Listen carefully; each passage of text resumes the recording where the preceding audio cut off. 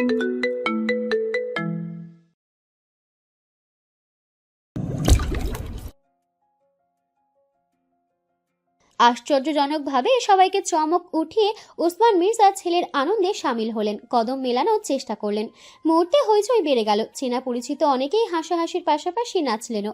গুলনাহার হাসছেন, সেই হাসি মাথার ওপরে থাকা আসমানে জলজল করা চাঁদের চেয়েও সুন্দর। তাকে ঘিরে স্বামী আর পুত্রের সব আয়োজন। এবারে আদিল আস্তে করে জানালো, happy anniversary. This is my son Adil, Adil Mirza. Adil এমনিতেই বাউন্ডুলে স্বভাবের, তার আচরণে এক রকমের ছাড়া ভাব থাকলেও এবেলায় ভীষণ স্বাভাবিক সাবলীল। অপরপক্ষে চোখে চেয়ে ভদ্রতা সূচক হেসে বলল, হ্যালো আঙ্কেল। মন্ত্রী রেজওয়ান মাহমুদ দেখলেন প্রাণবন্ত যুবককে, উজ্জ্বল স্বাধীন দীপ্তি ছড়াচ্ছে একরকম। প্রত্যেকটি বাবার স্বপ্নের ছেলে। মুগ্ধ কণ্ঠেই বললেন।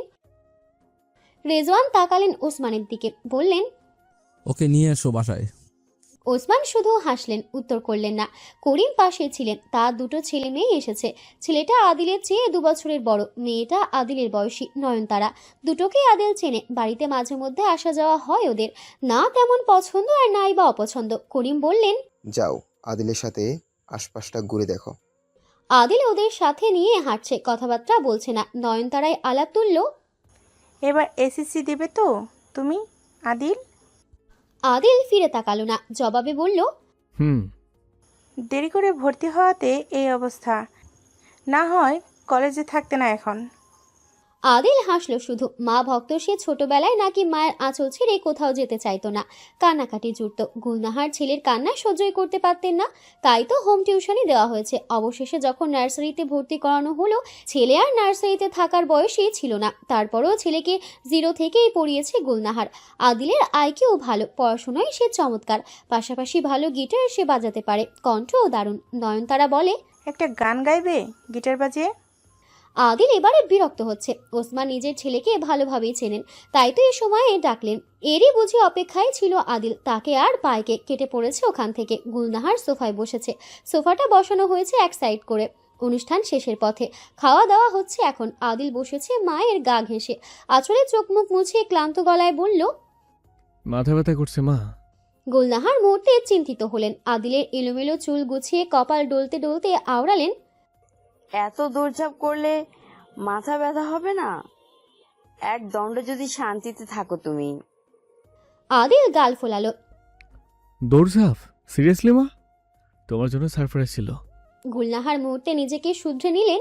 ওই পারফরমেন্স আমি ভীষণ উপভোগ করেছি আব্বু, ধন্যবাদ। আদিল গালটা বাড়িয়ে দিল। কি চাইছে বুঝতে অসুবিধা হলো না। এত বড় ছেলে এখনো চুমু খুঁজে বেড়ায়। শাসালেন গুলনাহার, তবে দিন শেষে ছেলে তার কাছে এখনো বাবুটাই। ঠোঁট ছুঁয়ে দিলেন গালে, মাথা বুলিয়ে বললেন, আজ আর রাত জাগা নয়, শুনলে? সোজা ঘুমাবে তুমি। আদিল বাধ্যভাবে মাথা দোলালো। তক্ষুনি আলাপ শেষ করে এলেন ওসমান, বসেছেন স্ত্রীর পাশে। বাবা ছেলের মধ্যে গুলনাহার। তৎক্ষণাৎ সাই ফটোগ্রাফারকে ডেকে আনলো, বলল, তুলুন কিছু ফটো। মুহূর্তে মায়ের কোল থেকে মাথা তুলে সোজা হয়ে বসেছে আদিল। ঝলমলে হাসি তার ঠোঁটে, অস্তিত্বে অন্য রকমের আনন্দ। ওসমানও তাকালেন ক্যামেরার দিকে। গুলনাহার মিষ্টি করে হাসছেন ক্যামেরার দিকে চেয়ে। তক্ষুনি ক্লিক। এরপর আরও কিছু ছবি তোলা হলো, সবগুলোতেই হাসাহাসির ব্যাপার, সুখে সুখে এক রাতের ব্যাপার। শাবানার পেছনে নূরজাহান। মেয়েটা কেমন মিয়া আছে, মায়ের আঁচল ধরে রেখেছে, কিছু একটা চাপা গলায় হয়তোবা বলছে। শাবানার সঙ্গে সঙ্গে ধমকালেন, তা শুনতে পেল আদিল। সঙ্গে সঙ্গে ফিরে তাকালো। কি হয়েছে চাচি? কেন ধমকাচ্ছেন নূরজাহানকে? গুলনাহারের ভীষণ কাছের লোক দুটো হচ্ছে সাবানা আর জুলেখা। জুলেখা জীবনে বিয়ে না করলেও শাবানা করেছে। তার স্বামী মারা গিয়েছে। পরবর্তীতে মির্জা বাড়িতেই একমাত্র সন্তান নিয়ে থাকা। নূরজাহানই তার একমাত্র মেয়ে, আদিলের থেকে 3 বছরের বড়। আদিল তুইতুকারি করলেও নূরজাহান আপনি করে শ্রদ্ধা জানায়। শাবানা হেসে উড়িয়ে দিতে চাইলেন, কিছু না বাবা। কথা শেষ করতে পারেনি। আদিল দেখতে পেল নূরজাহানের চোখ জোড়া। মুহূর্তে গিয়ে দাঁড়ালো মেয়েটার সামনে। জিজ্ঞেস করতে নূরজাহান গলগল করে বলে দিল কাঁদতে কাঁদতে, একটা ছেলে ওকে বাজেভাবে ছুঁয়েছে, বাজে প্রস্তাব দিয়েছে। আদিলের মাথাটা সঙ্গে সঙ্গে গরম হয়ে গেল, ক্রোধে লাল হয়ে উঠল চোখ জোড়া। এত বড় স্পর্ধা কার? তার বাড়িতে দাঁড়িয়ে তার বাড়ির মেয়ের দিকে হাত। মুহূর্তে মেয়েটার হাত ধরে টানতে টানতে এগোনো শুরু করে। জিজ্ঞেস করে যায়, কে ওই জানোয়ার? দেখা আমাকে, কে? নূরজাহান আঙুল তুলে দেখালো সামনেই করিমের ছেলে, যে আদিলের চেয়ে বড়। নামটা ঠিকঠাক মনে নেই আদিলের। সে কোনো শব্দ খরচ করলো না, ডাকলো না।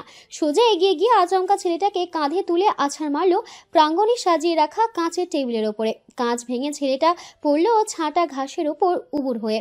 কপাল কেটেছে, রক্ত বেরোচ্ছে বেশ। আদিল থামলো না, পুনরায় গিয়ে ঘুষি দিতে শুরু করলো। ততক্ষণে লোকজন জমা হয়ে গিয়েছে। চলে এসেছে ওসমান মির্জা সহ করিমও। ভদ্রলোক নিজের ছেলেকে এভাবে মার খেতে দেখে পাগল হয়ে যান। আদিলের কলার চেপে টেনে সরাতে সরাতে চিৎকার করে ওঠেন, এই ছেলে, এই, হাউ ডিয়ার ইউ!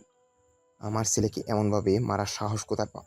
বলতে বলতে করিম তেড়ে যাচ্ছিলেন আদিলের দিকে, পারেননি। ওসমান ছেলের সামনে গিয়ে দাঁড়িয়েছেন দেওয়ালের ন্যায়। বজ্রকণ্ঠে হুঙ্কার ছাড়েন, তোমার সাহস তো কম না করি। তুমি আমার সামনে দাঁড়িয়ে আমার ছেলেকে ধমকানোর সাহস করো? এই ওসমান মির্জার ছেলেও। আওয়াজ নিচে রাখো, আওয়াজ নিচে সব সময়। গলা কেটে ফেলবো একদম।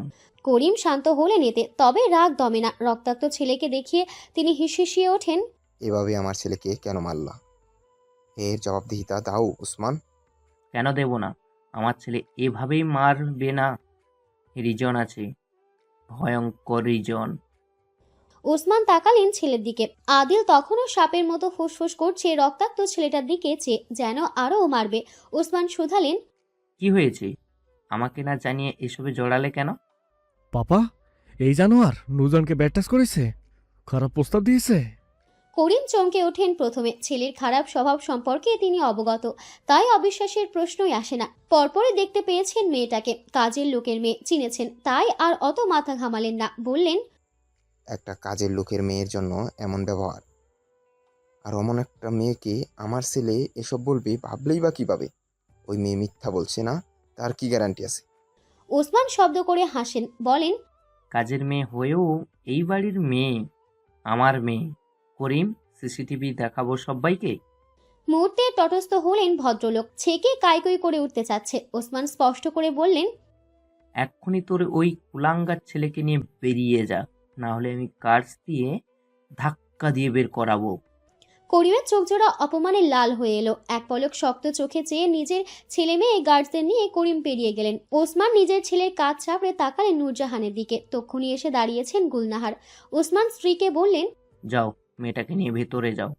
গুলনাহার তখনও সবটা জানে না, খুলে বলল জুলেখা। ততক্ষণে শাবানা আর নূরজাহানকে নিয়ে ভেতরে প্রবেশ করেছে গুলনাহার। গুলনাহার ভীষণ মনমরা ভঙ্গিতে ছেলের দিকে চেয়ে আবদার করলেন, শোনো না বাবু, একটু শুনি, আমার পছন্দের গান ওটা। আদিল ড্রয়িং রুমে এসে বসেছে, হাতে পছন্দের গিটার। এটাই তার নাম লেখা, ওসমান রাশিয়া থেকে এনে দিয়েছে। প্রায়শই সে মায়ের জন্য গান গায়। যেহেতু গতকাল তাদের বিবাহ বার্ষিকী গিয়েছে, অবশ্য আজ সে গান শোনাবে। তা হয়ে আসছে যুগ যুগ ধরে। গুলনাহার সেকেলে মানুষ, পছন্দের গানও সেকেলে। একটা বাংলা দুঃখী গান তার পছন্দের। আদিল যখনই ওই গান গায় তার হাসি পায়। এই গানের লিরিক্সগুলো মোটেও তার সাথে মানায় না, যায় না। তাই ওই গান সে ফিলিংস নিয়ে গাইতে পারে না। তাও গুলনাহার ছেলের মুখেই শুনতে চায়। আজও ব্যতিক্রম নয়। আদিল বাধ্য বড্ড গিটার বাজাতে শুরু করলো। অবশেষে সুর তুলে গাইল কয়েকটি লাইন। কণ্ঠে উচ্ছ্বাস, চোখে উজ্জ্বলতা, যা গানের সাথে মোটেও মানালো না। গুলনাহার চোখ বুঝে শুনলেন ছেলের কণ্ঠ। আদিল গান শেষ করে শব্দ করে হেসে উঠল। গিটার রেখে মাথাটা ফেললো মায়ের কোলে। গুলনাহার সবসময় শাড়ি পরেন, প্রিন্টেড সিল্কের শাড়ি, আপাতত তাই পরনে।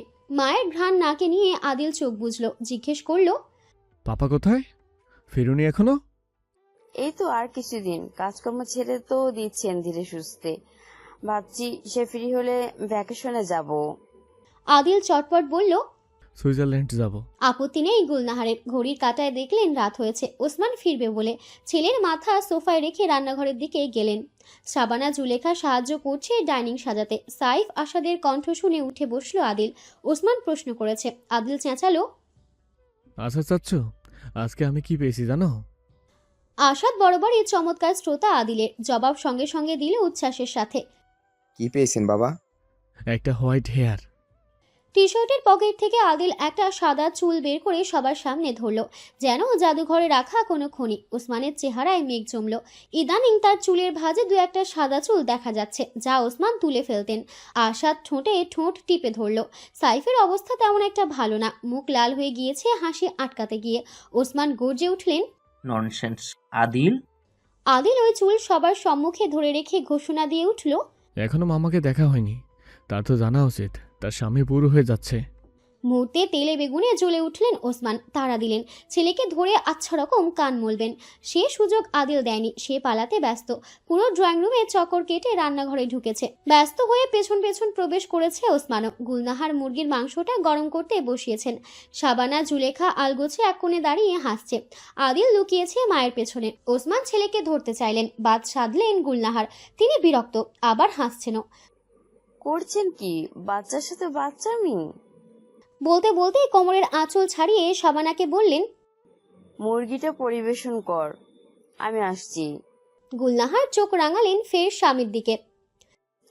আসুন, কাজ থেকে ফিরে বিশ্রাম নেই, ফ্রেশ হওয়া নেই, ছোটাছুটি হচ্ছে। গুলনাহার বেরিয়ে গিয়েছেন রান্নাঘর ছেড়ে। আদিলও বেরিয়ে গিয়েছে দৌড়ে।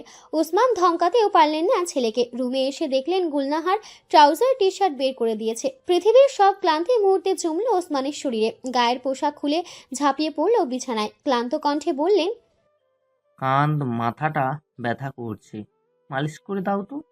গুলনাহার গিয়ে বসলেন মাথার কাছে। দুহাতে টিপলেন কাঁধ, তারপর কপাল। বালিশ থেকে ওসমানের মাথা চলে গেল স্ত্রীর কোলে। পরম যত্নে কপাল কাঁধ মালিশ করে চুলের ভাঁজে ভাঁজে আঙুল ঘোরাচ্ছেন গুলনাহার। এক পর্যায়ে অনুভব করলেন ঘুমিয়ে পড়েছে গুলনাহার। গুলনাহার আর তাকে জাগালেন না, নড়ল না। যদি ঘুমটা ছুটে যায় মানুষটার। একই রকমভাবে বসে আঙুল চালালেন চুলের ভাঁজে। এক সময় তার নিজেরও চোখ লেগে যায়। এমন সাত সকালে ব্যাডমিন্টন খেলতে গিয়ে পুরো মেনশন মাথায় তুলেছে আদিল।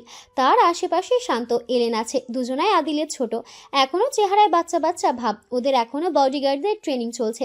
সাইফ আসার দায়িত্বে আছেন ওদের। 24 ঘন্টার 12 ঘন্টায় শান্ত ট্রেনিংয়ে চলে যায়। আদিলের বিশ্বস্ত বডিগার্ড ওসমান নিজে বাছাই করে এনেছেন। ছোট থেকে হাতের কাছে রেখে শিখিয়ে পড়িয়ে নিচ্ছেন ছেলের জন্য। ছেলের নিরাপত্তা আগে তার কাছে। একান্ত গার্ড বিশ্বস্ত হওয়া যে কতটা প্রয়োজনীয় তা ভাষায় ব্যক্ত করা সম্ভব নয়। আদিল অবশ্য এসব তেমন মাথা ঘামায় না। তার নাকি গার্ডের প্রয়োজনই নেই, একাই 100। ওসমান বাড়ি থেকে বেরিয়ে দেখলেন ছেলের ব্যস্ত শরীর উড়ে উড়ে ব্যাডমিন্টন খেলছে।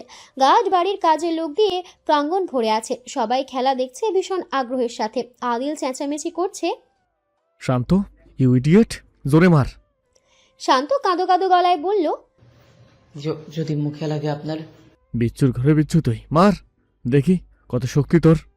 ওসমান শার্টের হাতা ফোল্ড করতে করতে এগিয়ে গিয়ে শান্তর হাত থেকে র্যাকেট নেয়।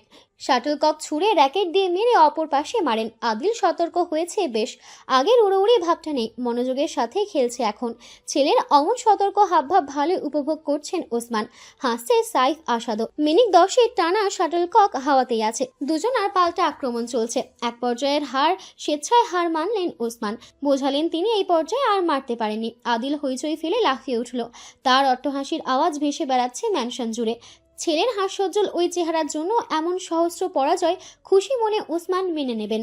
কি নিউজ পেপারের ফন্টে বড় বড় হেডলাইনে ছাপাতে বলবো নাকি? এক যুবকের নিকট ব্যাডমিন্টনে হেরে গেলেন ওসমান মির্জা। সাইফ হাসছে, বলল, আপনি বললে আদেশ করি বাবা। আদিল ব্যাডমিন্টন ছুঁড়ে ছুটে গিয়ে ওসমানের পিঠে লাফিয়ে চড়েছে। গলা ধরে হাসতে হাসতে বলল, হুম, তোমরা জানলেই হবে। ওসমান ছেলের হঠাৎ আক্রমণে সামান্য টলেছেন অবশ্য। চোখ মুখ গম্ভীর রাখতে চেয়ে ধমকে ওঠেন, নামো, কটা বাজে? স্কুল যাও। আদিল নামলো না। জিজ্ঞেস করলো, কোথায় যাচ্ছ মামাকে নিয়ে? তোমার নানার বাড়ি। তারা বেঁচে নেই, তবে বাড়িটা তো আছে। কদিন ধরে ওখানে যাওয়ার বায়না ধরে আছে। আমিও যাবো পাপা। আজ না, অন্য একদিন। আদিল লাফিয়ে নামলো বাবার পিঠ থেকে। গুলনাহার তক্ষুনি বেরুলেন। প্রিন্টেড শাড়িটা নরম আলোয় জলজল করছে। ড্রাইভওয়েতে 3টে গাড়ি দাঁড়িয়ে আছে। সাইফ আসাদ গার্ড নিচ্ছে কিছু। এক্ষুনি বেরুবে তারা। গুলনাহারের সাথে শাবানা যাবেন। জুলেখা থেকে গিয়েছে আদিলের জন্য। গুলনাহার ছেলের ঘর্মাক্ত মুখটা আঁচলে মুছে বললেন, ফিরে আসবো দ্রুত। স্কুল থেকে ফিরে খেয়ে নিও, তোমার চাচি থাকবে। আদিল হেসে মাথা দোলালো, বলল, তাড়াতাড়ি এসো, শপিংয়ে যাব। সুইজারল্যান্ডে যাওয়ার জন্য কত কিছু কেনা বাকি আমার। ওসমান বললেন, স্কুল থেকে ফিরে দেখবে চলে এসেছি। এবার যাও, রেডি হয়ে স্কুলে যাও। ওসমান তাকালেন তার বিশ্বস্ত গার্ডের দিকে। আনোয়ার দাঁড়িয়ে ছিলেন পেছনে। তার উদ্দেশ্যে বললেন, থাকো, ছেলেকে দেখে রাখিস। আদিল অসহায়ভাবে মাথা দুলিয়ে তাড়া দিল তাদের। তোমরা এমন ভাব করছো যেন কয়েক বছরের জন্য যাচ্ছ। গুলনাহার ছেলের গাল টানলেন, মায়ের মন বুঝবে না, আর নাইবা বাবার।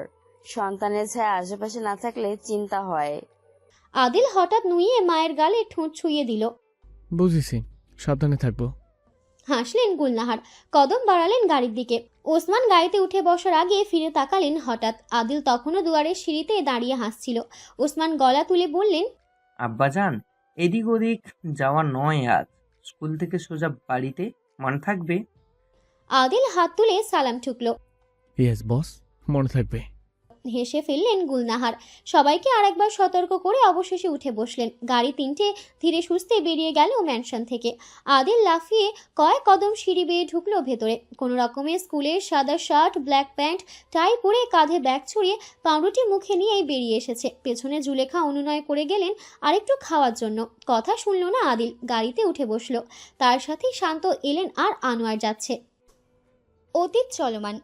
কিছু নিয়ে ব্যস্ত মনে হচ্ছে আপনাকে। ওসমান ফিরে তাকালেন স্ত্রীর মুখের দিকে। হাস্যোজ্জ্বল গুলনাহার রোদের আলোয় ঝলমল করছেন, যেভাবে ঠিক আসমানে তারারা করে। ওসমানের অতি প্রিয় দৃশ্য স্ত্রী সন্তানের হাসি মুখ। মনে হয় এই জন্মের সব বিষাদ এক নিমিষেই মিলিয়ে যায় কোথাও একটা। প্রশান্তিতে ভরে ওঠে তার কালো কুচকুচে এই জীবন। এই হাসি রক্ষার্থের জন্য হলেও সে এমন বড় পদক্ষেপ নিয়েছে, যেই পদক্ষেপের মূল্য হিসেবে নিজের জীবনও হয়তোবা দিয়ে দিতে হতে পারে। ওসমানের কানে ভেসে বেড়ালো সাইফের কথাগুলো। খারাপদের সারা জীবন খারাপ হয়ে বাঁচতে হয় বস। আমার চেয়ে তা আপনি ভালোই জানেন। কোনো রিস্ক নিচ্ছেন? কেন? এর উত্তর তো ওসমানের সামনেই। স্ত্রী সন্তানের মুখ, তাদের জন্য এক স্বাভাবিক জীবন চায় ওসমান। স্ত্রীর চাওয়াটুকুর পূর্ণতা দিতে চায়। গুলনাহার চায় না সে প্রতিনিয়ত জীবন বাজি রেখে বাঁচুক। এক পর্যায়ে এসে যে ওসমানেরও আর অমন জীবন কাটাতে ইচ্ছে হয় না, যেখানে জীবন ঝুঁকিপূর্ণ থাকে সদা। ওসমান নিজের পরিবার নিয়ে অনেক বছর বাঁচতে চায়, স্বাভাবিক জীবন চায়। বাংলাদেশে তা সম্ভব না, এখানে যে অনেক শত্রু। নিজের স্ত্রী সন্তানের জন্য হলেও এই দেশ সে ছাড়বে। খারাপ লাগছে? মাথাটা ধরেছে আবার? গুলনাহার বলতে বলতে ডান হাতে ছুঁয়ে দিলেন ওসমানের কপাল। একটু গরম লাগছে। মুহূর্তে মসৃণ কপালে ভাঁজ পড়ল কয়েক। বিচলিত দেখালো তাকে। গরম হয়ে আছে দেখি। বলতে বলতে গুলনাহার ওসমানের শার্টের কিছু বোতাম ঘুরে ঘাড় বুক ছুঁয়ে দিলেন। ওসমান হাসেন। ছটফটে হাতটা অবশেষে নিজের হাতের মুঠোয় নিয়ে বলেন, জ্বর নেই বেগম সাহেবা, শান্ত হন। গুলনাহার তাকালেন স্বামীর মুখের দিকে। কিছুক্ষণ চেয়ে থেকে অবশেষে বললেন, কঠিন কিছু চেয়ে ফেলেছি? উফ, আমার স্ত্রীর জন্য কঠিন বলতে এই পৃথিবীতে কিচ্ছু নেই। রাস্তা পরিষ্কার, আকাশ গুমোট, কালো মেঘে ঢেকে আছে। নভেম্বরের মাস তো, হুটহাট শীত নামানোর বৃষ্টি নামতে থাকে। এই তো নামবে বুঝি। গুলনাহার তাকালেন বাইরে। জায়গাটা সুন্দর। নদী গিয়েছে, বিশাল এক স্বচ্ছ জলের নদী। হঠাৎ বললেন, গাড়িটা রাখো, এখানে একটু দাঁড়াবো। গাড়ির সাথে সাথে থামালেন না ড্রাইভার। হাত জোড়া কাঁপল স্টিয়ারিংয়ে থাকা। আচমকা বললেন, এখানে বেগম, দেরি হইতেছে। স্ত্রীর আশেপাশে থাকা ওসমানের নরম দৃষ্টি মুহূর্তে এমন ধারালো হলো যে ড্রাইভার কেঁপে ওঠে। তক্ষুনি থামায় গাড়ি। ওসমানের শান্ত কণ্ঠের আড়ালে যে বজ্রপাত ঘটল। তোকে তা জিজ্ঞাসা করা কি হয়েছে? গাড়ি থামাতে বলেছে, থামাবি। থামবে? সাধারণ ব্যাপার। সোহেল অত ভাবেনি, নাকের ডগায় শুধু রাগ আর রাগ। ওসমান কথা বাড়ালেন না, নামলেন গাড়ি থেকে। তাদের আশেপাশে গাড়ি থেমেছে বডিগার্ডদের। সাইফ আশা দেশে ঘিরে ধরেছে বসকে। ওসমান গাড়ির অপর পাশে গিয়ে দরজা মেলে ধরলেন। হাতটা বাড়িয়ে দিলে গুলনাহার স্বামীর হাতে হাত রেখে বেরুলো। প্রিন্টেড সিল্কের শাড়িটা ফুটে উঠল প্রকৃতির সবুজের বুকে। এখানে ভীষণ বাতাস। বৃষ্টি আসার আগের মুহূর্তে যে বাতাসটা গাছ হয়ে, তা যে প্রাণবন্ত। আকাশটা মেঘলা, মনে হচ্ছে সন্ধ্যা নামবে বলে, অথচ সবে সকাল। ওসমান গুলনাহারের একটা হাত টেনে নিজের হাতের মুঠোয় রেখে সামনে হাঁটা ধরলেন। পায়ের নিচে ঘাস, তার পাশে রাস্তা। ওখানে তাদের লোকজন ভরে আছে। বাতাসে দোল খাচ্ছে নদীর বুকের ঢেউগুলো। ওদিকেই চেয়ে আছেন গুলনাহার। ভালো লাগছে জায়গাটা। ওসমান নিঃশব্দে স্ত্রীকে সঙ্গ দিতে হাঁটতে হাঁটতে সিগারেট ধরিয়েছেন। তার সিগারেট খাওয়া নিয়ে গুলনাহারের কখনো তেমন নিষেধাজ্ঞা আসেনি। ওই মদসহ বাকি আজেবাজে জিনিস খাওয়াতে কঠিন বিরোধিতা করে বেরিয়েছিল। ওসব তো ওসমান ছেড়েই দিয়েছেন। শেষ কবে মদ খেয়েছে মনেও পড়ছে না। ওটা কি সাপ? দেখো তো। ওসমান তাকালেন আগে গুলনাহারের মুখের দিকে। তুমিটা সচরাচর তার মুখ থেকে শোনা যায় না, অথচ ওসমানের সবচেয়ে প্রিয় স্ত্রীর মুখ থেকে তুমি সম্বোধন করে বলা প্রত্যেকটা শব্দ। আমার দিকে তাকাতে বলিনি। নদীতে দেখো, সাপের মতন লাগছে। ওসমান তাকালেন নদীর দিকে। একটা কালো সাপ দেখা যাচ্ছে, সাথে আর একটাও আছে ঠিক পেছনেই। এই ভাসছে আবার ডুবছে। ওসমান বললেন, সাপ দুটো। গুলনাহার দাঁড়িয়ে দেখছেন সাপের যাওয়ার ভঙ্গিমা। তীব্র বাতাসে এলোমেলো হয়েছে গুলনাহারের খোপাটা।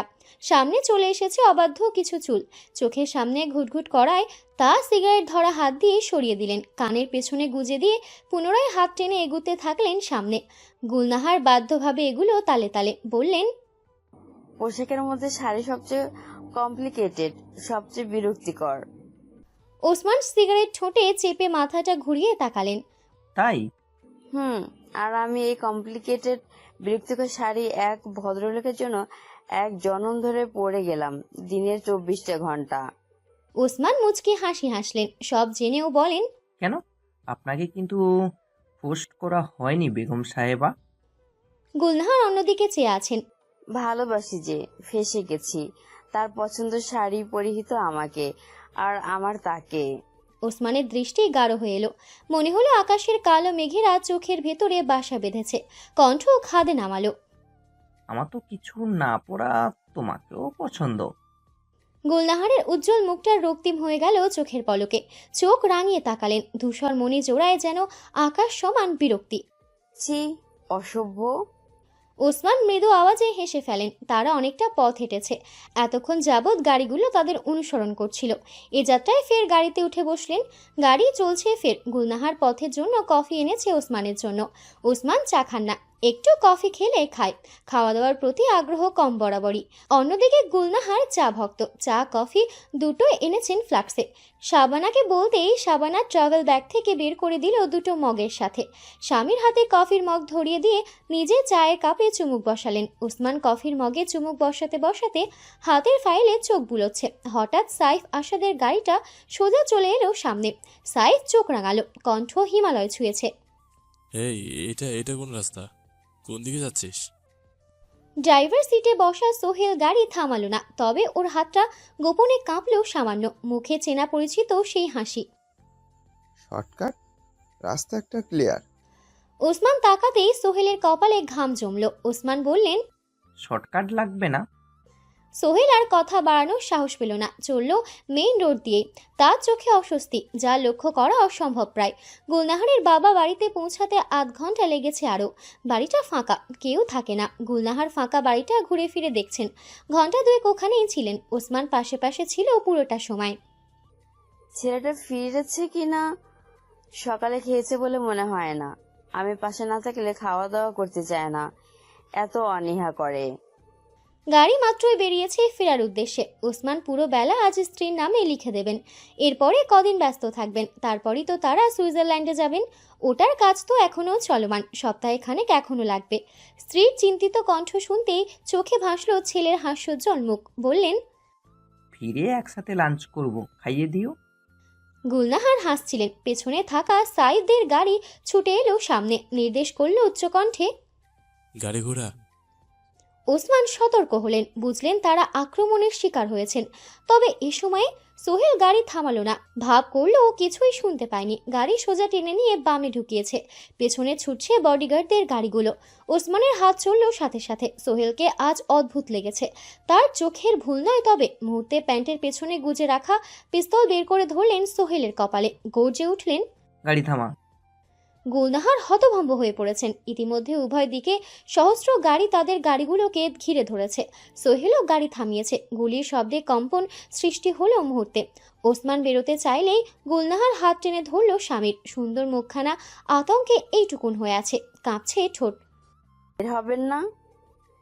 ওসমান কথা শুনলেন। হাত বাড়িয়ে মাথা ছুঁয়ে শান্ত কণ্ঠে বললেন, বের হচ্ছি না, শান্ত হও।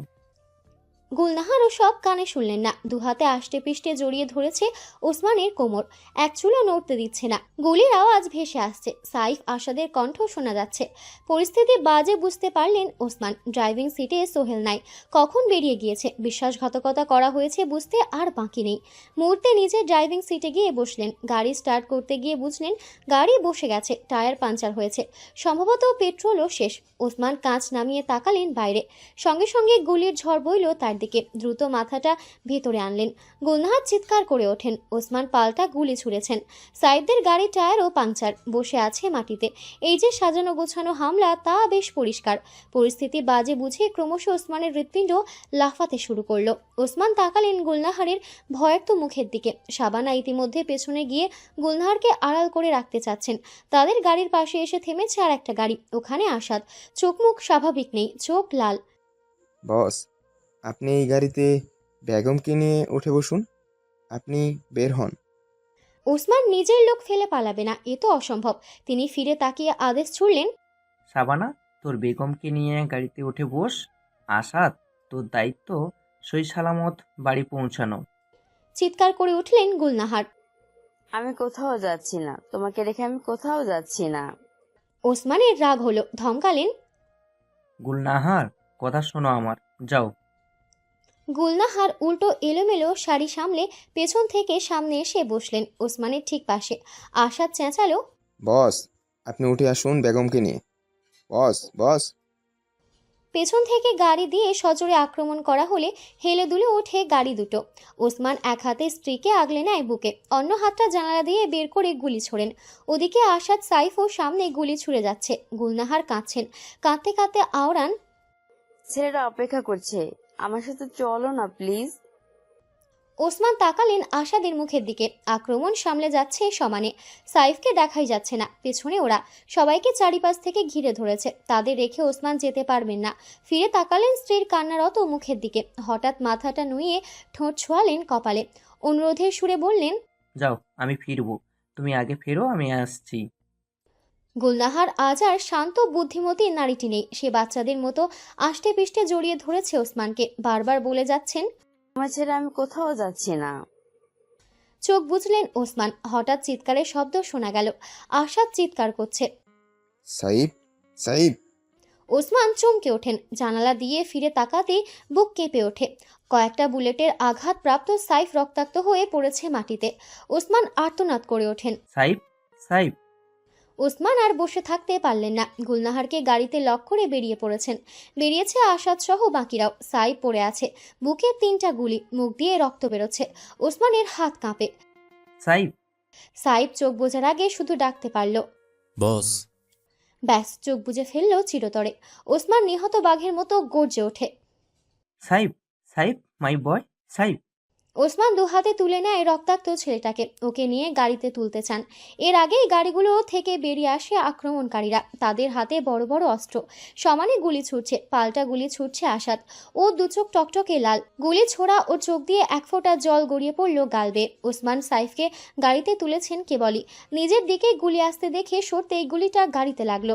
আদেশ করলেন, আসাদ, গাড়িতে উঠে বস, আমরা বের হব। ওসমান কথা শেষ করতে পারলেন না। কাঁধে গুলি এসে বিঁধল তার। গলগল করে রক্ত বের হলো তৎক্ষণাৎ। আর্তনাদ করে ওঠে আসাদ। ছুটে এসে দাঁড়ায় বসের সামনে। ওসমান ওকে সরিয়ে পিস্তল তাক করতে চান। এর পূর্বেই টানা গুলি ছোড়া হয় তাদের উদ্দেশ্যে। 4টা গুলি সোজা এসে গেঁথে যায় ওসমানের রক্ষা করতে থাকা আসাদের বুকে। থমকে পড়ে ওসমানের পৃথিবী।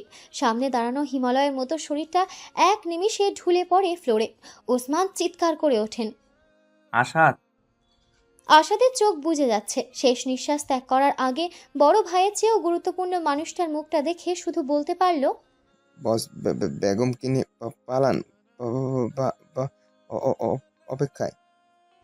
ওসমান রক্তাক্ত ছোট ভাইয়ের মতন সঙ্গীকে ধরতে পারলেন না, ভালোভাবে দেখতেও পারলেন না। কাঁধে গুলি এসে বিঁধল ফের। অন্যদিকে গুলনাহারের গাড়িতেও গুলি ছোড়া হচ্ছে। গাড়িতে সমানে আক্রমণ করা হচ্ছে। ওসমান ভেজা চোখে মাটিতে পড়ে থাকা আসাদকে দেখে ছুটলেন গাড়ির দিকে। ছুটতে ছুটতে নিজেও গুলি ছুটছেন। অথচ ফের পায়ে এসে বিঁধল আরেকটি গুলি। গলগল করে বেরুলো রক্ত। গাড়িতে থুবড়ে পড়লেন। কাঁচের ওপাশে গুলনাহারের নীল চোখ মুখ দেখা গেল। কান্না করতে করতে স্তব্ধ হয়ে আছেন, বেরুতে পারছিলেন না। অসহায় চোখে চেয়ে চিৎকার করছেন। ওসমান তাকালেন পাশে। চারপাশে লোকজন। চিনতে পারলেন ওদের মধ্যে অনেককে। করিমের লোকজন, সাথে মন্ত্রী রেজওয়ান মাহমুদেরও। এত বড় প্রতারণার শিকার হলেন তা অবিশ্বাসের যে রাস্তা নেই। মৃত্যু যে সন্নিকটে বুঝতে আর বাকি নেই। আশপাশ জুড়ে তাদের বডিগার্ডদের লাশ পড়ে আছে। ওসমান দেখলেন ফের স্ত্রীর পাগলামি। দরজা খুলতে ব্যস্ত। ওসমান বাচ্চামো করে বসলেন। গাড়ির লক খুলে উঠে বসলেন। লক করলেন গাড়িটা ফের। গুলনাহার পাগলের মতো হামলে পড়ল ওসমানের ওপরে। দুহাতে বুকের ভেতর লুকিয়ে রাখতে চেয়ে আজহারি করে উঠলেন, না করেছিলাম বের হতে, কোথায় লেগেছে এত রক্ত? গুলনাহার কোথায় ধরবেন, কোন ক্ষতর রক্ত আটকাবেন বুঝে উঠতে পারলেন না। চোখের সামনে থাকা কাঁধের ক্ষততে আঁচল চেপে ধরে রাখলেন। বাইরে থেকে গুলি ছোড়া হচ্ছে, গাড়ির কাঁচ ভাঙার চেষ্টা চলছে। সেদিকে চেয়ে দুর্বল ওসমান স্ত্রীকে নিজের শক্তপোক্ত বুকে আগলে নিলেন। সঙ্গে সঙ্গে কাঁচ ভাঙল গুলনাহারের দিকে। গুলি ছোড়া হয়েছে, তা গুলনাহারের পিঠে নয়, ওসমানের পিঠে ঢুকলো। ওসমান হাওয়ার গতিতে নিজের সর্বোচ্চ দিয়ে স্ত্রীকে ঘুরিয়ে নিজের শরীরের নিচে আড়াল করে ফেললেন। চিৎকার করে উঠলেন, না, গুলি করবেন না, আর মারবেন না। বলতে বলতে ছোট দুহাতে বাচ্চাদের মতন স্বামীকে পিস্তলের সামনে থেকে আড়াল করতে চাইলেন। শাবানা ইতিমধ্যে শেষ নিঃশ্বাস ত্যাগ করেছে গুলি নিজের বুকে নিতে গিয়ে। ওসমানের ডান চোখ থেকে এক ফোঁটা জল গড়িয়ে পড়ল গুলনাহারের কান্নারত মুখের ওপরে। দুর্বল শোনালো আজ তেজে পরিপূর্ণ গলাটা। আফসোস হচ্ছে তাই না, আমার মতো পাপিকে ভালোবেসে? গুলনাহার কাঁদছেন, কাঁদতে কাঁদতে ঠোঁট ছুঁয়ে দিলেন স্বামীর সারা মুখে। এমন পরিণতি জেনেও আমি সহস্র জন্মে আপনাকেই চাইব। গুলনাহার দেখলেন ওরা আবার গুলি ছুটছে, সঙ্গে সঙ্গে চেঁচালেন, মারবেন না। ওসমান সিট থেকে নামিয়ে একদম নিচে ঢোকালো গুলনাহারের শরীর। একটু ফিরে তাকাতেই টানা 13টা গুলি পরপরই ঝাঁঝরা করে ফেললো শক্তপোক্ত বুকটা।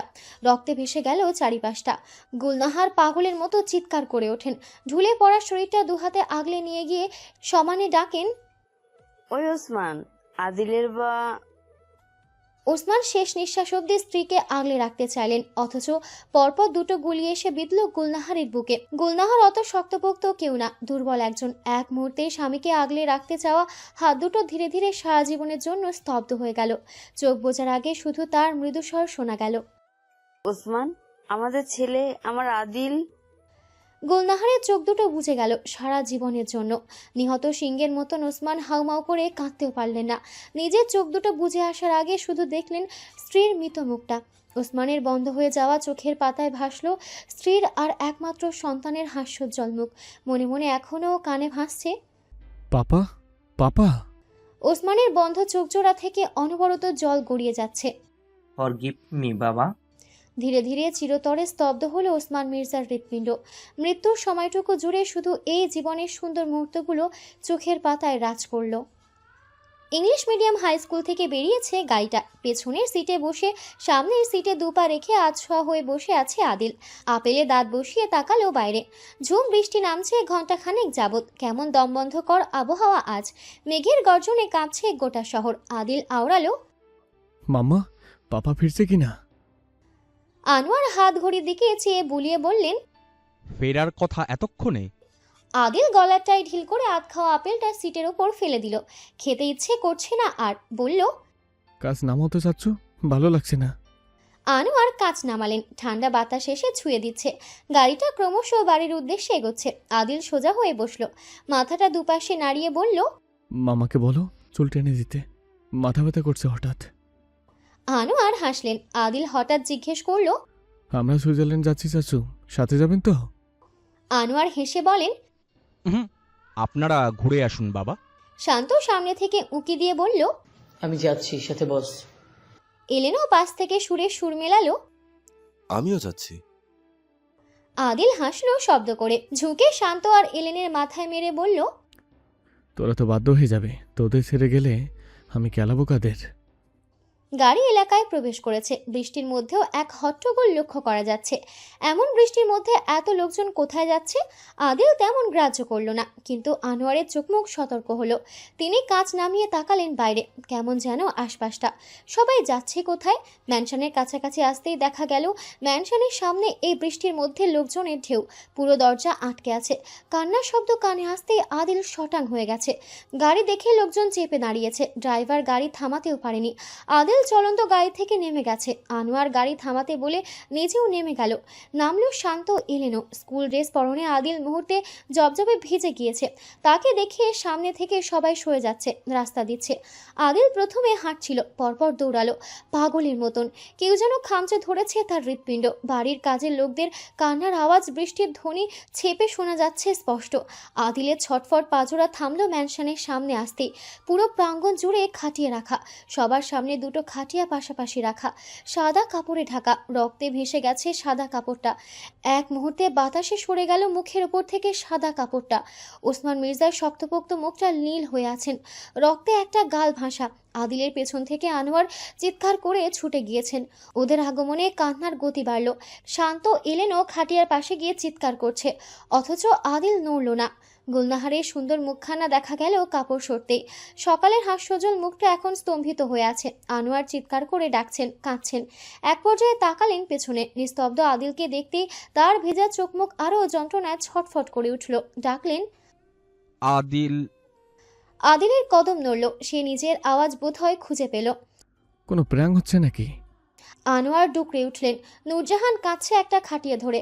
ওটাকে শাবানাকে দেখা চিরতরে চোখ বুজে আছে। জুলেখা এতক্ষণ যাবৎ গুলনাহারের খাটিয়ার পাশে বসে কাঁদছিলেন। এ যাত্রায় দিক বিদিক শূন্য হয়ে পাগলের মতো ছুটে এলেন আদিলের দিকে। বাবা, এই বাবা, আদিল, আদিল। আদিল তাকালো জুলেখার মুখের দিকে। কাঁদতে কাঁদতে মনে হচ্ছে বেহুশ হয়ে যাবেন। আদিলের পায়ের কাছে তিনি বসে পড়লেন, হাহাকার করে উঠলেন।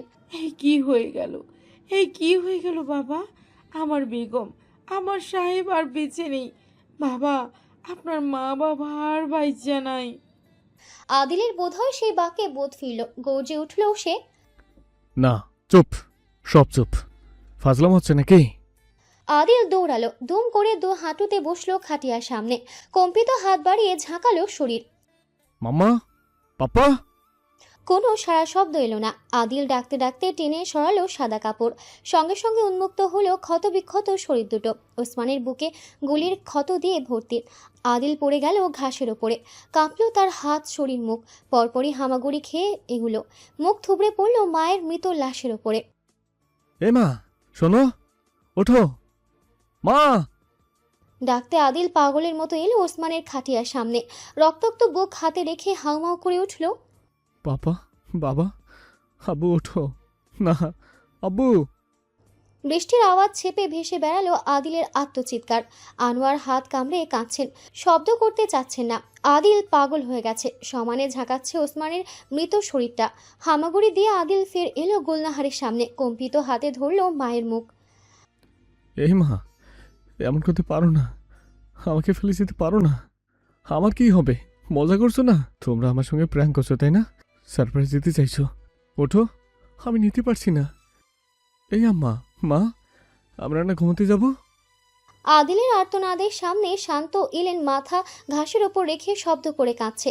ওদের শরীর নড়ছে। কাঁদতে কাঁদতে আদিল দেখল সাইফ আসাদের মৃত শরীর, পাশে শাবানার লাশ, তার সামনে গুলনাহার মরার মতো বসে আছে। আদিলের চোখ মুখ লাল হয়ে গেছে কাঁদতে কাঁদতে। হামাগুড়ি খেয়ে এসে ফের বাবার লাশের সামনে গিয়েছে। ওসমান মির্জার মুখটা গম্ভীর। এই তো সকালে ভাসলো, ডাকলো, আব্বাজান। আদিলের কণ্ঠ নেমে এলো। হাবু, আমাকে প্রমিস করেছিলে আমাকে নিয়ে পাহাড়ে চড়বে, যাবে না পাপা? কথা রাখবে না পাপা? আদিল কাঁদতে কাঁদতে মাথা রেখেছে ওসমানের ক্ষত বিক্ষত বুকের ওপরে। হঠাৎ পিঠে কেউ হাত রাখলো। আদিল ফিরে তাকালো না। শুধু শুনতে পেল করিম আর মন্ত্রী রেজওয়ানের কণ্ঠ। শান্ত হও বাচ্চা। আদিল ফিরে তাকালো। ওই চোখ থেকে মনে হলো রক্ত বের হয়ে পড়ছে। গর্জে উঠল, কে, কারা, কি হয়েছিল? করিম কেঁপে ওঠেন। মুহূর্তের জন্য মনে হলো স্বয়ং ওসমান মির্জার সামনে। রেজওয়ান মাহমুদ দুঃখী গলায় বললেন, খোঁজ লাগাবো বাবা, চিন্তা করো না। আদিল মুখ ফিরিয়ে নিল। তাকালো ফের বাবা মায়ের মুখের দিকে। বৃষ্টির মাত্রা বাড়ছে ক্রমশ। আদিল একইভাবে বসে আছে। কাঁদতে কাঁদতে গলা ভেঙেছে, চোখ মুখ ফুলে আছে। রক্তিম চোখ দুটো বাবা মায়ের মুখ দেখতেই ব্যস্ত। দুপুর গড়িয়ে বিকেল হলো। এক পর্যায়ে আনোয়ার এলেন, রাখলেন হাত আদিলের কাঁধে। বাবা। আদিল ফেরে না, একইভাবে বসে আছে, নড়ছে না, কিছু বলছে না। তার চোখ নিবদ্ধ বাবার ক্ষত বিক্ষত বুকে। আদিল গুনেছে 13টা গুলি শুধু বুকেই। বাবা মায়ের এমন করুণ মৃত্যুতে পুরো শরীর জমে গেছে। এক পর্যায়ে আনোয়ার শুনতে পেলেন আদিলের কণ্ঠ, যা সে চিনতে পারলেন না। কারা ছিল, কি হয়েছিল, খোঁজ লাগাও। আদেশ ছিল। আনোয়ার চমকে ওঠেন। পরক্ষণেই তিনি চোখ মুখ মুছে ছুটতে চান। তার আগেই খুব গোপনে থাকা একজন ভিড় ঠেলে এসে বসলো আদিলের পাশে, স্বাভাবিক পোশাক পরনে, অথচ আদিল চিনল মুখ। বাবার বডিগার্ডদের একজন। চাপা গলায় বডিগার্ড সব খুলে বলল কারা এবং কে ছিল পেছনে সব, এবং এই বডিগার্ড মূলত বেঁচেই ফিরেছে জানানোর জন্য, না হলে সে সব ধামাচাপা পড়ে যেত, তা সে চায় না। আদিল ফিরে তাকালো, মন্ত্রী করিম সব বেরিয়ে গেছে, লোকজন সব ফিরে গিয়েছে। আদিল আহত সিংহের মতো গর্জন দিয়ে ওঠে, আমি ওদের জিন্দা মাটিতে পুঁতবো, আমি ওদের পুরো পরিবার ধ্বংস করব, নির্বংশ করব ওদের। আদিল ফের চিৎকার করে কাঁদছে, কাঁদতে কাঁদতে হেলে পড়েছে মায়ের বুকে, মাথাটা রাখলো শেষবারের মতন। আজ আর কেউ হাত রাখলো না পরম যত্নে। আদিলের আওয়াজ নিভে গেছে, এবারে সে নীরবে কাঁদছে, মাথাটা বাড়িয়ে ঠোঁট ছোঁয়ালো মায়ের কপালে গালে। আমার দুনিয়াটা যেমন থমকে গেল মা। কি হয়েছে, রাস্তা ব্লক নাকি? ড্রাইভিং সিটের পাশে বসা সোহেল জবাব দিতে পারল না। তীব্র বৃষ্টি বাতাসের সাথে রাতের সময় আশেপাশটা ঝাপসা লাগছে। গাড়ির বাতির আলোয় এমন দৃশ্য দেখলেন যেন তার রুহু কেঁপে উঠল। সামনে যে ছেলে দাঁড়িয়ে আছে তাকে চিনতে ভুল হলো না। স্কুল ড্রেস পরনে আদিল, হাতে চকচকে তলোয়ার। তিনি কিছু বলতে পারলেন না। তার আগে আদিলের আশেপাশের বডিগার্ড এসে গাড়ির কাঁচ ভেঙে ফেলল, কাউকে কিছু করার বলার সুযোগ দেয়নি। সোহেল ভয়ে বেরিয়ে দৌড়ে পালাতে চাচ্ছিল, পারল কোথায়? আদিল এগিয়ে গিয়ে তার জীবনের প্রথম খুনটা করে ফেলল। তরোয়ালের এক কোপে আলাদা করে ফেলল সোহেলের মাথা ঘাট থেকে। রক্তে ভেসে গেল ভেজা রাস্তা। করিম ভয়ে সেটে আছে ব্যাকসিটে। তিনি কল্পনা করতে পারলেন না এটা ওসমান মির্জার ছেলে আদিল। তিনি গাড়ি থেকে বেরিয়ে পালাতে চেয়ে সমানে বলতে থাকলেন, আদিল, আমি না, মন্ত্রী করেছে সব কিছুই ওসমানকে দেখতে পারতো না, সবসময় ওসমানকে দেখতে পারতো না, ওই লুক করেছে, আমি কিছু জানি না। আদিল। পেছাতে পেছাতেই করিম বসে পড়েছে ভেজা রাস্তায়, সেভাবেই পেছুচ্ছে সমানে। আদিল তাকালো হাতের রক্তাক্ত তরোয়ালের দিকে, এরপর করিমের দিকে। কেন করলি, কেন আমাকে এতিম করে দিলি? বলতে বলতে আদিল এক কোপে আলাদা করলো করিমের পা। থমথমে নীরবতা ভাঙলো করিমের আত্মচিৎকারে। মাফ চাইছে, দু হাতে জড়িয়ে ধরতে চাইলো আদিলের পা জোড়া। আদিল মৃত লাশের মতো আওড়ালো, কেন নষ্ট করলি আমার জীবন, কেন কেড়ে নিলি আমার সুখ, আমার দুনিয়া? পর মুহূর্তে দ্বিতীয় কোপে হাত চলে গেল করিমের। হাত আর পা বিহীন রক্তাক্ত করিম ছটফট করছে রাস্তায়। আদিল তাকালো তার মুখের দিকে। আমি ওই জানোয়ার বাচ্চাকে তিলে তিলে মারবো। ও প্রতিনিয়ত মরতে চাইবে, কিন্তু মরতে পারবে না, ওই হাল করবো আমি। পেছনেই শান্ত এলেন, আনোয়ার পাশে, আরও 4 জন বডিগার্ড পেছনে। রাস্তা ব্লক করে রেখেছে। আদিলের তলোয়ার এবার সোজা গলায় বসে করিমের। রক্তে ভেসে গেল পুরো রাস্তা, যা বৃষ্টির পানিতে পরিষ্কার হয়ে যাচ্ছে। আশেপাশে লাশের বন্যা। আদিল দুহাঁটু গেড়ে বসে পড়ল রাস্তায়। পিনপতন নীরবতা ম্যানশন জুড়ে। 2 দিন পেরিয়ে 3 দিন পড়ল। সেদিনের স্কুল ড্রেসে আদিল দাঁড়িয়ে আছে ম্যানশনের সামনে। কবরস্থানে পড়েছিল 2 দিন। আনোয়ার ধরে এনেছে যাত্রায়। প্রবেশ করতে পারছে না আদিল, হাত পা কাঁপছে। যখন অবশেষে করলো, দেওয়ালে দেওয়ালে নিজের হাসি খুশি পরিবার দেখে ভেঙে চুরে গুড়িয়ে পড়ল ফ্লোরে। জুলেখা এসে আগলে নিতে চায়, অথচ সাহস হয় না আনোয়ারের, শান্ত বা ইলেনেরও। ওই ভয়ঙ্কর রাতের পর যে আদিলকে ওরা আর চিনতে পারছে না, এই আদিল যে তারা চেনে না। এক পর্যায়ে আদিল উঠে দাঁড়ায়, সিঁড়ি বেয়ে উঠে এলো ওপরে। পেছনে পেছনে শান্ত এলেন, আনোয়ার, জুলেখা, নূরজাহানও গেল। কেউই ছেলেটাকে একা ছাড়ছে না, ভয়ে আছে যে। আদিল নিজের রুমে প্রবেশ করলো। দৃষ্টি পড়ল নিজের অতি যত্নের গিটারের দিকে। গুলনাহার গুছিয়ে রেখে গিয়েছে। আদিল প্রায়ই গান গায়, গানের গলা ভালো তার। গুলনাহার ছেলের গলায় গান গাইতে ভালোবাসতেন বলে কয়ে গাওয়াতেন। আদিল গিয়ে ছুলো গিটারখানা, কি শখের গিটার তার। মা যেন কি গান পছন্দ করত। আদিল ঠান্ডা ফ্লোরে বসলো গিটার বুকে নিয়ে। মায়ের হাস্যোজ্জ্বল মুখ, মুগ্ধ দৃষ্টি ভাসলো আদিলের বন্ধ চোখের পাতায়। আদিল ডাকে ফিসফিস করে, মা। চোখ ভিজে, গাল গড়িয়ে পড়ে জল। চোখ বন্ধ রেখেই বাজায় গিটার। এককালে যে গান মায়ের জন্য ভীষণ হেসে গাইতো, আজ গাইতে গিয়ে সে কাঁদছে যন্ত্রণায়। বুকের ভেতরটা ক্ষত বিক্ষত হতে থাকলো ক্রমশ। গান নয়, মনে হলো আর্তনাদ। বাইরে শান্ত বসে পড়েছে ফ্লোরে কাঁদতে কাঁদতে। 2 হাতে 2 কান ধরে ফ্লোরে মাথা ঠেকিয়ে রেখেছে। অতীতের শেষ, বর্তমান। 2022 নভেম্বর। লিভিং রুম জুড়ে নীরবতা নেমেছে। অনেকটা সময় যাবৎ বৃষ্টির আওয়াজ ভেসে বেড়ালো আনাচে কানাচে। অতীতের অমর নৃশংস ঘটনা পুনরাবৃত্তি করে ভালো নেই জুলেখা বেগম। সেই পুরনো ক্ষত যে আবারও উন্মুক্ত হয়েছে, বহুদিনেই শুকিয়ে যাওয়া ব্যথাগুলো নতুন করে প্রাণ ফিরে পেয়েছে। যন্ত্রণায় নীল হয়ে গিয়েছে উপস্থিত সকলের সমগ্র অস্তিত্ব। মনে হলো হৃৎপিণ্ডে ফাটল ধরেছে, গলগল করে ঝরে পড়েছে রক্ত। জুলেখা বেগম নিজেকে সামলালেন। বয়স হয়েছে তো, অভিজ্ঞতা বেড়েছে। বিজ্ঞ চোখে তাকালেন রোজার দিকে। নড়চড় নেই রোজার, মুখ আড়াল হয়ে আছে। স্বাভাবিক লাগছে সবটা। তবে তার কোলে থাকা ফর্সা উন্মুক্ত হাত দুটোর চোখের জল পড়েছে কয়েক ফোঁটা। এতেই যেন প্রশান্তিতে ভরে উঠল জুলেখা বেগমের হৃদয়। স্বস্তি পেলেন। পুরানো ক্ষত তিনি তো এভাবে পুনরাবৃত্তি করেনি, করেছেন নিজের আদিল বাবার জন্য।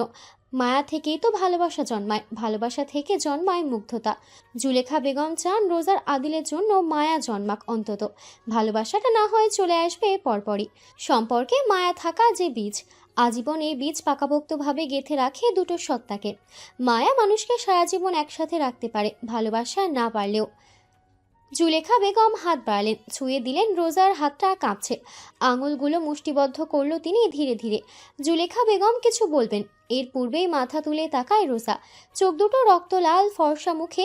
চোখ দুটো রক্তলাল, ফর্সা মুখে। লাল চোখ দুটো ধারালোভাবে চোখে লাগছে, ফুলে গেছে বাজেভাবে। রোজা চেয়েছে সোজা শান্তর দিকে। অধৈর্য কণ্ঠে জিজ্ঞেস করলো তৎক্ষণাৎ, আর ওই জানোয়ার, ও কি এখনো বেঁচে আছে? মেরে ফেলেনি? শাস্তি দিয়েছে না? ছলছল করা চোখ দুটো কেবলই মুছতে হাত উঠিয়েছিল শান্ত। মুছতে পারলো কোথায় আর? চমকে উঠল যে। ঠিক বুঝতে পারলো কোন জানোয়ারের কথা জিজ্ঞেস করছে রোজা। মন্ত্রী রেজওয়ান মাহমুদ তো? শান্ত স্তব্ধ চোখে তাকায় রোজার মুখের দিকে। কান্নারত মুখ জুড়ে অস্থিরতা, জানার আশঙ্কা। এমন প্রশ্ন শান্ত আশা করেনি। পরপরই মুগ্ধতা বিরাজ করে তার চোখ দুটোতে। তাদের ম্যাডাম তো এমনই হওয়া চাই, ঠিক এমন, সিংহের বাঘিনী। শান্ত চোখ মুখে তৃপ্তি ভেসে ওঠে। জবাবটা সে সঙ্গে সঙ্গে দিল, আমার বস ওকে দুনিয়াতেই জাহান্নাম দেখিয়েছে ম্যাডাম। তিলে তিলে মেরেছে। যতগুলো বছর বেঁচে ছিল নিজের মৃত্যু ভিক্ষা চেয়ে বেঁচেছে। রোজা দম ছাড়ল, ক্ষোভ কমল। দৃষ্টির সাথে সাথে নুয়ে এলো কাঁধ। তার মস্তিষ্কে ভাসছে ওসমান মির্জা, গুলনাহার আর আদিল। একটা হাসি খুশি পরিবার ছিল, মিষ্টি প্রাণোচ্ছল। চোখে ভাসে আদিলের অতীত। এখনকার এই শক্তপোক্ত মানুষটার সাথে যে কোনো রকমের মিল নেই অতীতের সেই চঞ্চল আদিলের সাথে। থাকবেই বা কিভাবে? যার জীবন থেকে প্রাণে কেড়ে নেওয়া হয়েছে, সে যে বেঁচে আছে এটাই অনেক। রোজার কানে বাজলো সে রাতে আদিলের বলা কথাটুকু, যার ওজন সে আজ অনুভব করতে পারল বেশ। 18 বসন্ত সুখের সাথে কাটিয়েছি, বাকি বসন্ত জীবিত লাশের মতো কাটিয়েছি। স্বর্গ থেকে নেমে পড়েছি নরকের মতন এই কালো দুনিয়াটায়। বাকিটা জীবন কাটাতে এই নরককে স্বর্গ বানিয়ে দেব তুমি পাশে থাকলে। আদিলের বলা বাক্য, তার করা কাণ্ড সবই চোখের পাতায় ভেসে বেড়ালো অনেকটা সময় ধরে। রোজার কোলে আদিলের মাথা রাখা, চুলে হাত বুলিয়ে দেওয়ার আবদার করা, সবকিছু তাকে আজই পীড়া দিচ্ছে। রোজার এমন অবস্থা লক্ষ্য করে সরে যাচ্ছে সবাই। রয়ে গিয়েছে শুধু জুলেখা বেগম আর নূরজাহান। নূরজাহান চোখ মুখ মুছে নিজেকে শান্ত করে এগিয়ে গেল রোজার পাশে। কাঁধ ছুঁয়ে ভীষণ রহস্যময় কণ্ঠে আওড়ালো, যা হয়ে গিয়েছে তা অতীত ম্যাডাম। বর্তমান ভবিষ্যৎ আমাদের হাতে আছে, চাইলেই তা আমরা আনন্দে ভরিয়ে দিতে পারি। রোজা বুঝলো সে কথার মানে। পুনরায় কানে বাজলো আদিলের সেদিনের কথাগুলো। ওসমান মির্জার মতো ভালো হব আমি কখনোই করব না, কখনোই পিছু ফিরব না। আমি তোমায় ভালোবেসে আরো জঘন্য হব, আরো নিচে নামবো।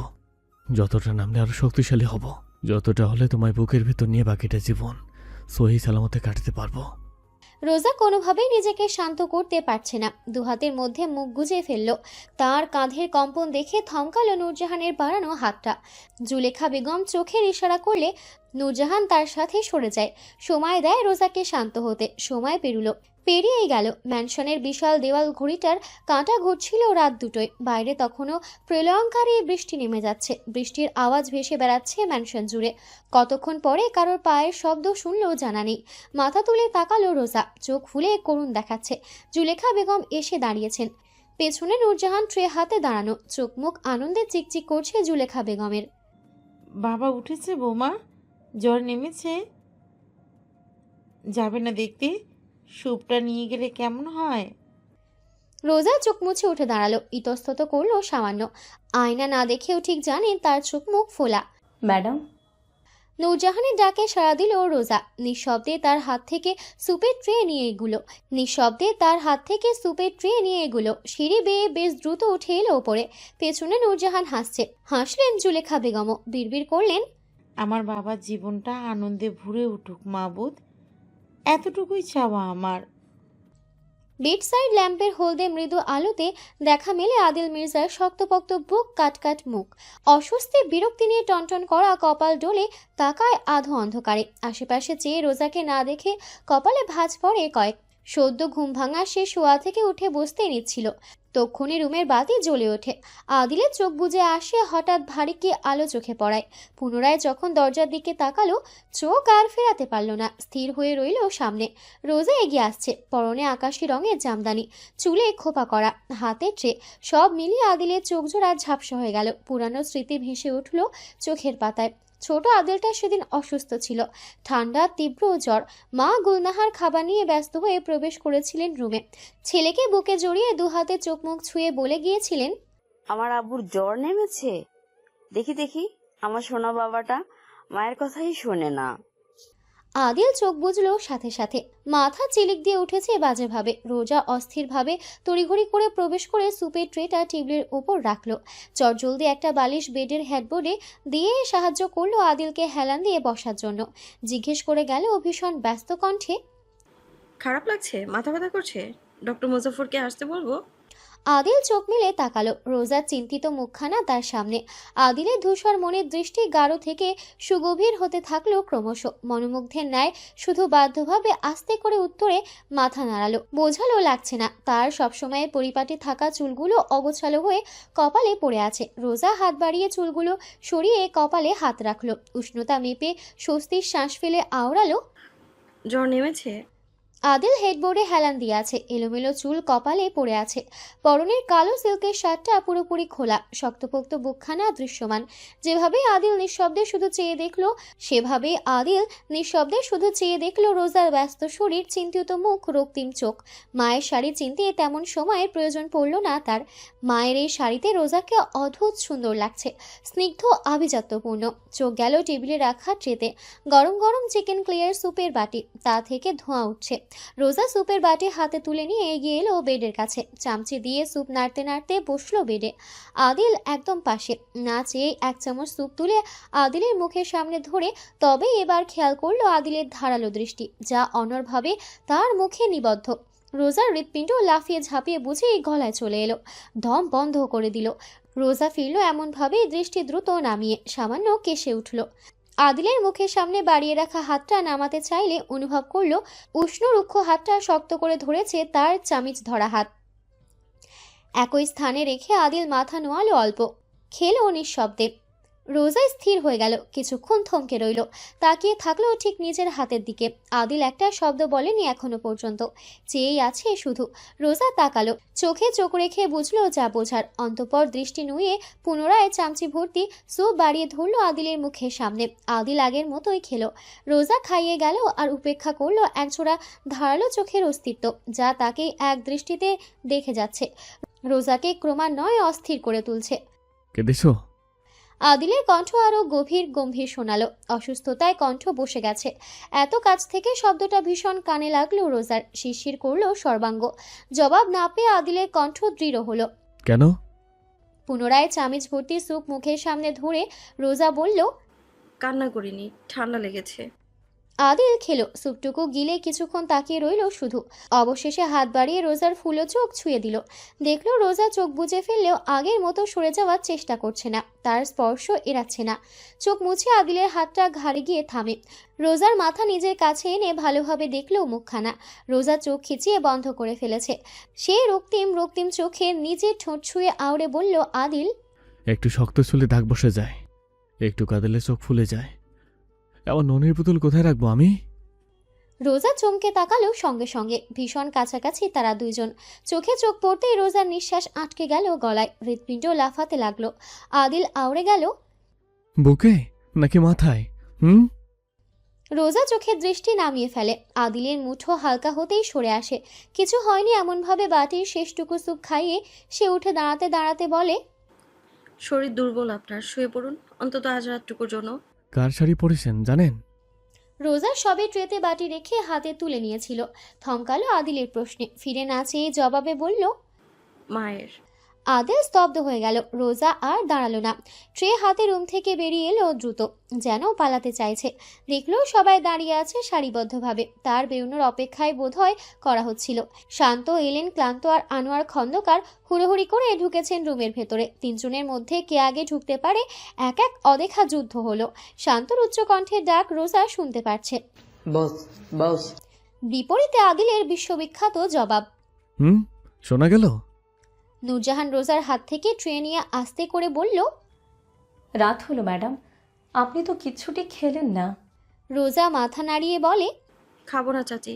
জুলেখা বেগম জোর করলেন না। ট্রে নিয়ে চলে গেলেন নূরজাহানের সাথে। রোজার দৃষ্টি ঘুরে বেড়ায় ম্যানশনের দেওয়াল জুড়ে। কিছুক্ষণের মধ্যে বেরিয়ে এসেছে শান্তরা। রোজা দেখে, বোঝে এখন সবগুলো বেশ চাঙ্গা হয়ে আছে। বস সুস্থ মানে তার চেলাপেলা সব সুখী মানুষ। শান্ত যাওয়ার আগে আস্তে করে জানালো, বস আপনাকে রাখছে ম্যাডাম। রোজা শ্বাস টেনে নিল বড় করে। চিন্তিত হয়ে জিজ্ঞেস করে, রিদি ঘুমাচ্ছে তো? ঘুমোচ্ছে, ওঠেনি, একটু আগেই কল করলাম। চিন্তা করবেন না ম্যাডাম। রোজা মাথা দুলিয়ে প্রবেশ করলো রুমে। আদিল এলোমেলো ভঙ্গিতে আগের মতোই আতশোয়া হয়ে বসে আছে। ডান হাতের আঙুলের ভাঁজে এখন একটা সিগারেট। রোজা এক জায়গাতেই দাঁড়িয়ে রইল কয়েক মুহূর্ত। কি করবে বুঝে পেল না। তাই গিয়ে বিছানার একপাশে চুপ করে বসে পড়ল। নীরবতা ভাঙল আদিলের হঠাৎ তীব্র কাশিতে। রোজা হকচকিয়ে উঠে গেল ও কাছে। ভ্রুদয়ের মধ্যখানে ভাঁজ পড়ে কয়েক। আদিলের হাতে সিগারেট নিয়ে ফেলে দিয়ে ভীষণ বিরক্ত কণ্ঠে বলল, অসুস্থতা নিয়ে এমন ছাইপাশ গিলছেন কেন? অপেক্ষা করা যাচ্ছে না? আদিলকে হতবাক করে রোজা পুনরায় ব্যস্ত হয়ে কপাল ছুঁয়ে আর্তনাদ করে উঠল, আবার জ্বর এসেছে? রোজা তক্ষুনি ঘুরে কদম বাড়াতে চাইল, গলা তুলে ডাকতে চাইল কাউকে। তার আগে আদিল হাত টেনে ধরল, সাথে সাথে একটানে এনে ফেলল নিজের উষ্ণ বুকের ওপর। রোজা চমকে ওঠে। হৃৎপিণ্ড লাফিয়ে ঝাঁপিয়ে সংস্পর্শে গিয়ে মিয়ে যায়। পর মুহূর্তে নিজেকে শান্ত করে ওঠার চেষ্টা করে বুঝল আদিল তার ঘাড় ধরে রেখেছে। রোজার ঘাড় ভীষণ সংবেদনশীল, ওখানে ছুলেও শরীর ঝাঁকুনি দিয়ে ওঠে। অথচ আদিল বারবার ওখানেই ছোবে, ঘাড়েই ধরবে। রোজার মুখটা নিজের মুখের সামনে নিয়ে বলল, তুমি সাথে থাকো, চলে যাবে। রোজা চোখে তাকায় না। আদিলের তীক্ষ্ণ চোয়ালে চেয়েই বলে, আমি মেডিসিন নই, আর নাইবা ডক্টর। আমার জন্য তো দুটোই। রোজা আর কিছু বলার শব্দ খুঁজে পায় না, ছটফটও করে না, ওঠার চেষ্টাও না। ও সময় আদিলের মাথা চক্কর দিয়ে ওঠে, চিনচিন করছে ভেতরে। রোজা অনুভব করে তাকায় সঙ্গে সঙ্গে। কাছ থেকে দেখলো শুকনো মুখটা। আওড়ালো, শুয়ে পড়ুন। আদিল আচমকা উল্টালো, রোজাকে শুয়ে ওর উপরে শুয়ে পড়ল। ভারী শরীরের নিচে করুণভাবে পিষে গেল রোজা। আদিল মাথাটা গুজলো রোজার সংবেদনশীল ঘাড়ে। দাড়ি ঠোঁট কয়েকবার ছুঁয়ে শান্ত ভঙ্গিতে পড়ে রইল। তার আর নড়চড় নেই। রোজা চোখ মুখ খিচিয়েছিল। অনেকটা সময় পেরুলে বুঝলো আদিল ঘুমিয়ে পড়েছে, স্বাভাবিকভাবে শ্বাস প্রশ্বাস ফেলছে। রোজা চাইল ঘুমন্ত মানুষটাকে আস্তে করে নিজের ওপর থেকে সরাতে চাইতে। তখনই আদিল গোঙালো। রোজা কেঁপে উঠল। তার হৃৎপিণ্ড স্বাভাবিক হতে সময় নিল। এক পর্যায়ে তাকাতে চাইল। আদিলের চোয়ালটা শুধু দেখা গেল, পুরো মুখটাই যে ডুবে আছে তার ঘাড়ে। এলোমেলো চুলগুলো আরও এলোমেলো হয়ে আছে, কয়েকটা চুল সোজা দাঁড়িয়ে আছে। রোজা অন্যমনস্ক ভঙ্গিতে হাত বাড়ালো চুলগুলো ঠিক করে দিতে। ঠিক করতে গিয়ে বুঝলো আদিলের ছোট চুলগুলো খেয়ে ভীষণ নরম আর সিল্কি। আনমনায় তার আঙুলগুলো ডুবলো চুলের ভাঁজে ভাঁজে। পরদিন রোজাকে বাড়িতে পৌঁছে আদিল মির্জা এসে পৌঁছেছে 5 স্টার রেস্টুরেন্টের প্রাইভেট রুমের সামনে। কাঁচের দরজাটা মেলে ধরল শান্ত। আদিল প্রবেশ করতেই ভেতরে গুঞ্জন থামে তৎক্ষণাৎ। প্রাইভেট রুমে উপস্থিত সবার দৃষ্টি আদিলের ওপরেই। দিকপাল চ্যাটার্জি খানিক চিন্তা নিয়েই শুধালেন, শুনলাম তুমি অসুস্থ ছিলা, কি হয়েছিল? বলতে বলতে তিনি চেপে সোফায় বসার জায়গা করে দিলেন। আইনমন্ত্রী আব্দুল মান্নান চোখ রাঙিয়ে তাকালেন দিকপাল চ্যাটার্জির দিকে। গাধাটা কি দেখেনি তিনি জায়গা রেখেছেন দস্যুটার জন্য? ওপরে তিনি মিষ্টি করে হেসে গদগদ ভঙ্গিতে বললেন, নির্বাচনের ঝামেলায় বাবজান আপনার খবরাখবর নেওয়া হয়নি। কেমন বোধ করছেন এখন? আমার মুখটা তাকিয়ে বলেন। আদিল বসতে বসতে তাকালো মান্নান সাহেবের দিকে। আপাত মস্তক তাকে দেখে জানালো, এবারে ফেসিয়ালটা 1 পয়েন্ট, উজ্জ্বলতায় পুরো রুম জলজল করছে। মুখটা গোমরা হলো আব্দুল মান্নান সাহেবের। তিনি মনে মনে এই বদমাশটাকে বকে দিলেন। অসুস্থ হয়েও মুখের ধার কমল না। মুখে বললেন, আমার এবার বউটা ছোট, তাই একটু বয়সটা কমাতে আর কি। পায়ের ওপর অলস ভঙ্গিতে পা রেখে সিগারেটটা ধরাতে ধরাতে আদিল বলে, বয়সও বেড়ে গেছে। মেঘ জমল আব্দুল মান্নান সাহেবের মুখে। দিকপাল চ্যাটার্জি সহ বাকিরা হাসলেও হাসছে না স্বরাষ্ট্রমন্ত্রী মহিউদ্দিন আবেদিন আর তার ছোট ভাই জয়নাল আবেদিন। তাদের মুখ নির্বিকার। আদিল সিগারেটে টান বসিয়ে স্বস্তির শ্বাস ফেলল। মনে পড়ল কাল রাত থেকে এই পর্যন্ত সে সিগারেট ছুঁতে পারেনি। সেই যে রোজা হাতে সিগারেট কেড়ে নিয়ে ফেলেছে, এরপর আর আদিল সিগারেট ধরায়নি। আইজিবি তো ঝামেলা করতেছে। আইনমন্ত্রীর কথা একটা হাত সোফার হাতলে রাখতে রাখতে আদিল তাকালো, বলল, মন্ত্রী সাহেব, কোটি কোটি টাকা তো আর আমি এইভাবে আপনার পেছনে ঢালতে আসিনি, তাই না? একটা সামান্য আইজিপি আপনার দ্বারা সামলানো না গেলে কিভাবে কি নামানোটাকে, নাকি আমি ব্যবস্থা নেব? জয়নাল তাকিয়েছিল। তার হাতে ড্রিঙ্কের গ্লাস। আদিলকে দেখতেই তার পিত্তি জ্বলে ওঠে। নিজেকে স্বাভাবিক রেখে বলে গেল, ওর ভাগ্নে পুড়িয়ে মারলা, বিপরীতে ও অ্যাকশন নিবে না? আদিল তাকালো না সেদিকে, উত্তরও করল না। স্বরাষ্ট্রমন্ত্রীর ভাই, স্বরাষ্ট্রমন্ত্রী তো আর না, পাত্তা দিতে তার বয়ে গিয়েছে। আদিলের নির্বিকার ভাব দেখে জয়নাল দাঁতে দাঁত পিষল। হঠাৎ ভ্রু নাচিয়ে বলে বসল, সিয়ামের অবশ্য দোষ নেই, অমন বউ থাকলে তো একটু ঝামেলা হবেই। স্বরাষ্ট্রমন্ত্রী থমকে গেলেন। থমকালেন আইনমন্ত্রী আব্দুল মান্নানও। একটা গরু যেতে না যেতেই আবার আরেকটা হাজির। আদিল এবারে তাকালো। তার ধূসর মণি দুটো কেমন জল জল করছে। হ্যালো বন্ধুরা, পরবর্তী পার্ট খুব তাড়াতাড়ি আসবে, তো সবাই অপেক্ষায় থাকো। আর চ্যানেলটি যারা এখনো সাবস্ক্রাইব করোনি তারা পরবর্তী পার্ট দেখার জন্য চ্যানেলটি সাবস্ক্রাইব করে রেখো। ধন্যবাদ সবাইকে, আমাদের সাথেই থেকো।